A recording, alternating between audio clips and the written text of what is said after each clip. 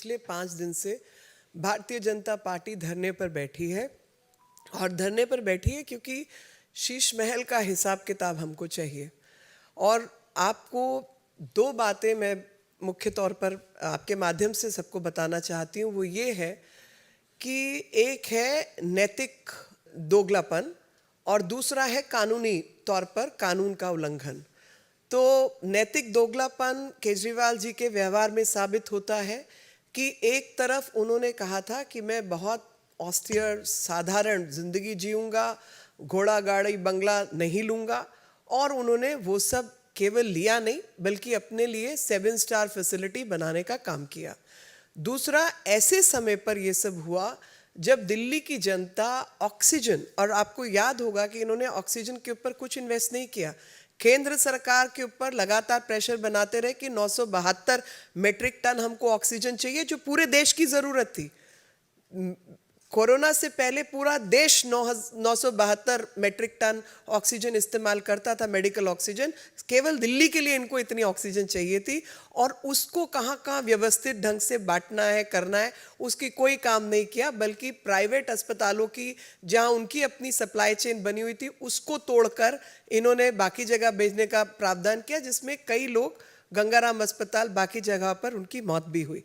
तो ऐसे समय पर जब दिल्ली की जनता त्राहिमाम थी कोरोना से, भोजन की व्यवस्था, मास्क की व्यवस्था, सैनिटाइजर्स की व्यवस्था, सफाई की व्यवस्था, ये सब चीज़ें चाहिए थी, और साथ ही कंस्ट्रक्शन के ऊपर, निर्माण के ऊपर रोक थी।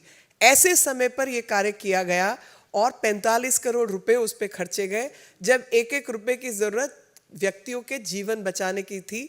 और उन्हीं मजदूरों को जबरन दिल्ली से निकाल कर अन्य जगहों पर, उनके स्थानों पर, बिहार, उत्तर प्रदेश, सब जगह धकेला गया। वो दिन मेरी आंखों के सामने है, और मैं चाहूँगी कि सब लोग उस दिन को याद करें कि एक तरफ व्यक्ति को नहीं पता कि अगला दिन, अगला मिनट नसीब होगा या नहीं, कोरोना की मार कैसी पड़ेगी, और वहाँ पर ये व्यक्ति अपना शीश महल बना रहा था। एएपी का मतलब आम आदमी पार्टी तो उनके पार्टी वाले मानते हैं, पर मुझे लगता है कि एएपी का मतलब अब परिवर्तन करके, उसका रेनोवेशन करके और अधिक प्रोपेगेंडा कर देना चाहिए।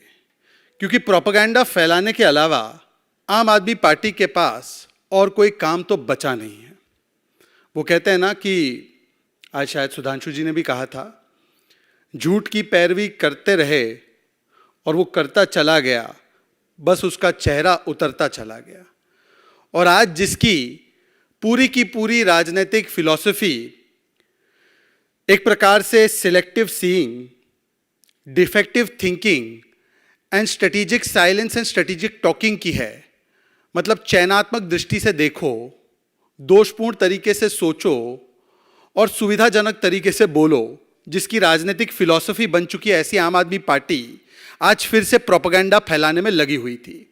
हमें लगा कि आज आम आदमी पार्टी ने प्रेस वार्ता रखी है तो कई महत्वपूर्ण सवाल है जिसका वो जवाब देगी। अब आपको तो पता ही है कि घर भी नहीं खोलना है और उस पर मुंह भी नहीं खोलना है। 45 करोड़ का जो रेनोवेशन किया है, जिसमें बड़ा आलीशान मार्बल लगा है, आलीशान इंटीरियर वर्क हुआ है, हमें लगा कम से कम आज ये ऐलान कर देंगे कि आइए मीडिया वाले, आपको घर में दिखाते हैं कि क्या क्या खर्च किया गया है, कितने का टॉयलेट का कमोड भी लगा है, कितने का वहाँ पर ऑर्नामेंटल वर्क हुआ है। पर उस पर नहीं बोले, उस पर चुप्पी साध गए।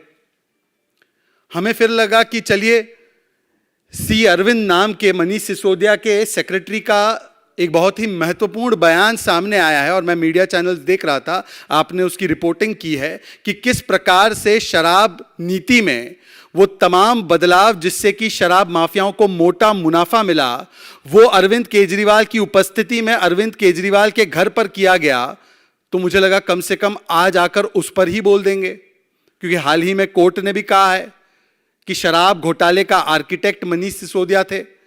90 से 100 करोड़ रुपए की घूस मनीष सिसोदिया और उनके अन्य साथियों को दी गई, तो उस पर भी नहीं बोला।